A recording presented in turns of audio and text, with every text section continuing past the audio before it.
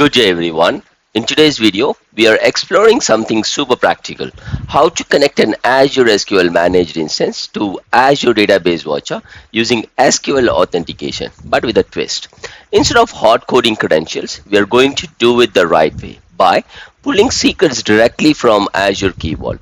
That means better security, cleaner configuration, and a more production ready setup. I will walk you through each step, no skipping, no assumptions. So whether you are setting this up for the first time or tightening your monitoring setup, you will leave with a clear working configuration. If you are into secure Azure practices and enjoy practical walkthroughs like this, give the video a thumbs up and consider subscribing. It really helps support the channel and bring more content your way. Alright, let's jump into it. I'll be adding this particular managed instance. Yeah, so it's a general purpose managed instance. So what I'll do is I will utilize SQL authentication and then add this particular managed instance into the JB Watcher, which is my database watcher here, into the SQL targets.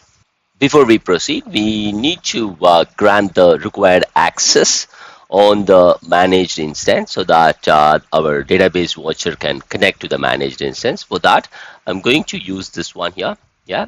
So if you see here, we have this login script. We will have to provide the required username and password. So in my case, what I'll do is I will name my login with the name as my database watcher, which is JB Watcher. So let's copy that. And then what we'll do is we will go to our managed instance. Yeah.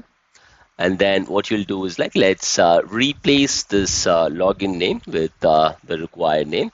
In my case, it is going to be JB Watcher. Yeah, that's something important and you need to keep that in mind. Yeah, let's replace it and then let's put a password. This will be my password here. Yeah, it's a simple password. Since it's a demo, I'm using this password, but in your case you can use a strong password. Yeah, let's replace the username as well here. Yeah, so I'm going to use the name JB Watcher user. Yeah, this is done now. So let's execute it. So if you see here, we have created a login called JB Watcher. Let's look at it. If you see here, we have this login created, JB Watcher. Yeah. Now that we have the username and that is the login and the user created, what we will be doing is we will add this managed instance into the DB Watcher. But before that, what we'll do is let's go to our Azure Key Vault, and if you remember it, this is the secret that we created previously for a different demo. I'm going to use the same Key Vault and then the secret there. If you see here, we have these two secrets, JB Watch username and JB Watch password, but we will not be revealing the actual secret, that is a username and password. Yeah. So now for this demo, I'm showing you the username and password, but in case if you are following this in the production environment, what will happen is everyone will be able to see the secret name, but they'll not be able to guess what would be the actual username and password. So this is something that I'm going to use in my DB Watcher configuration. So let's go back here and then let's click on add.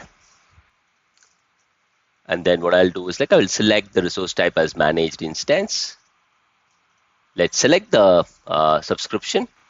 Subscription is selected. Let's select the JBMI as our managed instance. The data endpoint would be public. Yeah. And here I'll be selecting use SQL authentication. I've discussed about read intent in my previous videos. If you want to get details on that, I would suggest you guys go to my previous video and have a look on that. Now, as far as the SQL authentication is concerned, let's first select the subscription. Okay, so I've selected the subscription. I've selected the resource group where my key vault is. I've selected this key vault and then provided the secret name. So just to confirm it, if you see here, So use the JB Watch username for the login name, and then the JB Watch password for the login password. Let's click on add. Let's wait for it to complete. If you see here, it is added now.